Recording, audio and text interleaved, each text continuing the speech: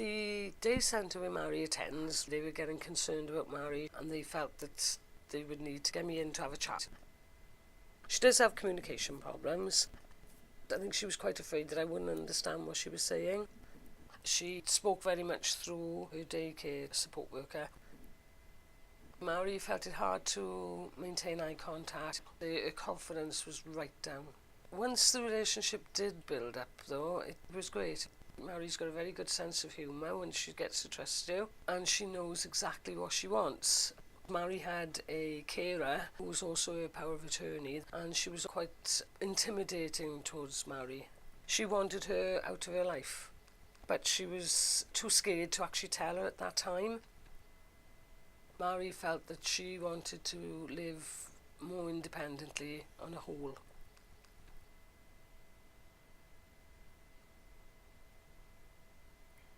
I was introduced to my advocate, Brenda, by staff at my local daycare centre.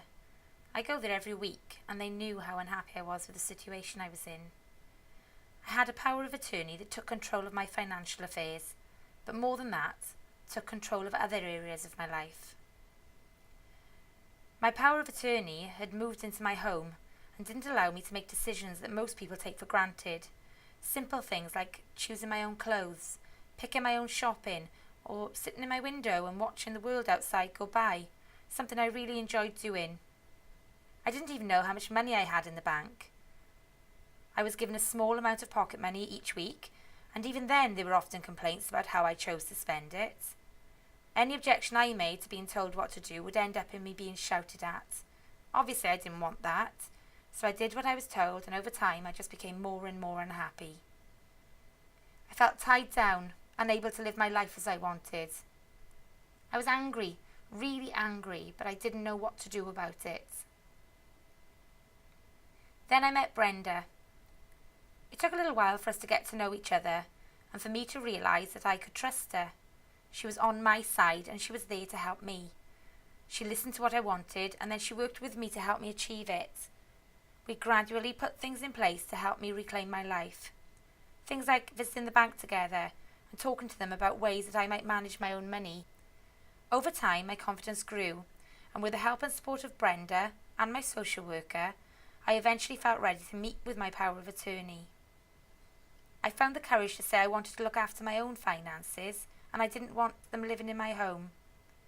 That was an incredibly big moment for me. It was a difficult time, and I know I couldn't have done it on my own. My power of attorney is now moved out of my home, and there's been support put in place so that I can live independently. I feel like a different person. I've been freed from being tied down and controlled. I know exactly what I have in the bank and where my money's going, and I pick the clothes I want to wear. And I really enjoy going shopping and socialising.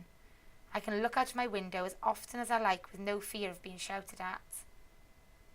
Because of the support I received, I'm now living my life as I want to live it. And I'm so much happier because of that.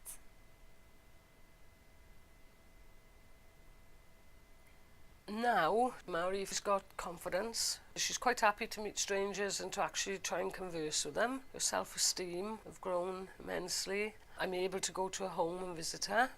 She will speak up for herself. She will tell people what she wants. She goes out, or in fact the support worker can stay in with her, whatever Mary wants to do, and she's never ever had those type of choices before.